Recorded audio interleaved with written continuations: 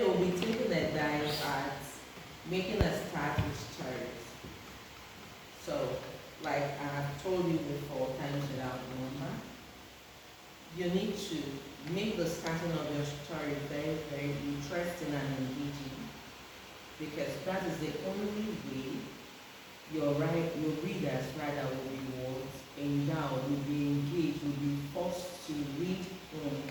Without you having an engaging starting of your story, anyone who picks your work to read will be interesting. If you are writing for a teacher, for exam purposes or class purposes, the teacher won't be interested because there's really nothing to, throw into. There's nothing to be curious about. So it's very important.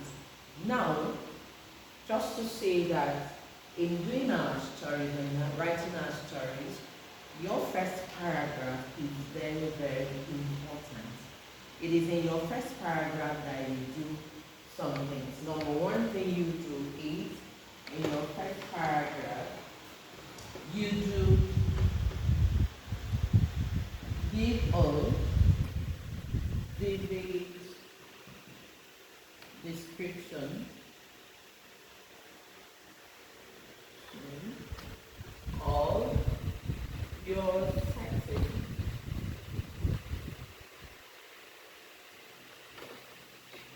or character. Yeah, very, very important. We can't stop emphasizing this. Vivid descriptions. Now, I have told you before, there are words or part of speech that we use in giving vivid and clear description of our characters. We know that that part of speech is called adjective. Now, it's not just any adjective, but adjectives that does what? Sparkles. The reason I said adjective that sparkles is because if you don't make your word choices very well, remember we talked about traits of writing some other time. If you don't make your word choice very, very carefully, you won't have those adjectives that sparkles. Now, we've also talked about ways of starting a story. This is like a reminder class. Ways of starting a story.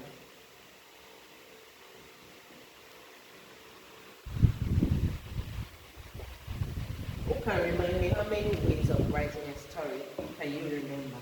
We talked about, at least you should remember 3 ways of starting a story. Yes? Description. Thank you very much. First one. Setting. Description. In description, we either describe our setting or our character. Remember, it is the major character that we have described. Okay, so that's the first one. And the second one, yes. We've talked about description, and I said description involves describing our settings or our characters, or we do both. It's even good if we do both. Yeah, good dialogue. That's the word. Thank you very much. Dialogue. Dialogue. Now remember, dialogue talks about conversation between 2 or more people, 2 or more characters. And then the last one, yes. Dive into the main point. Into the main point? Not really. Flashback. Flashback? You can start with flashback, but I think that one is more technical and advanced. There's another one that I talked about. Yes? Action. Yeah, we can start with action, but 3 major ways as far as this competition that we are preparing for is concerned. We either describe our settings or our characters, and then we either start with a dialogue, or we may start from the middle of the story. Start your story at the middle, and then you do to connect it from the beginning.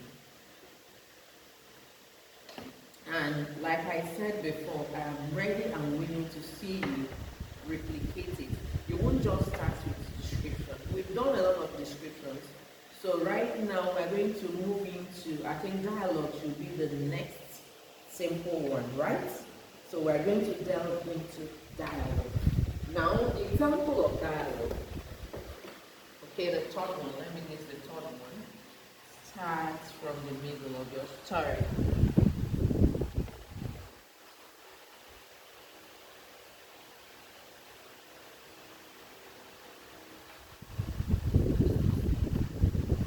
Of your story.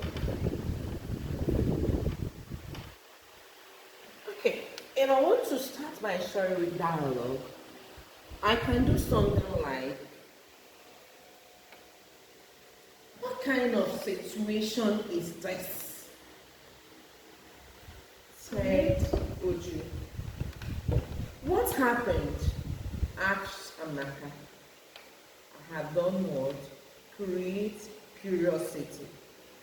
Now, when I'm starting with dialogue, I don't just do any kind of dialogue. I have to look for a dialogue that will do what? Spark off the interest of my readers. They have to want to know what is it that is happening. What is it that this writer has to offer is very important. The reason I'm stressing this is your beginning endears your examiner. Your beginning endears your readers in case you are writing for publication to sell your books. Your beginning matters a lot.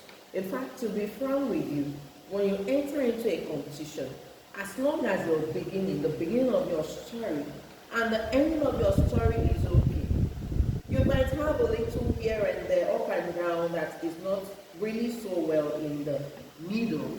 But because you've done a good work beginning or starting, and then you have also done a good work ending right there, you are good to go. So let's do what? We're going to take it very seriously. Now we're going to do a little bit of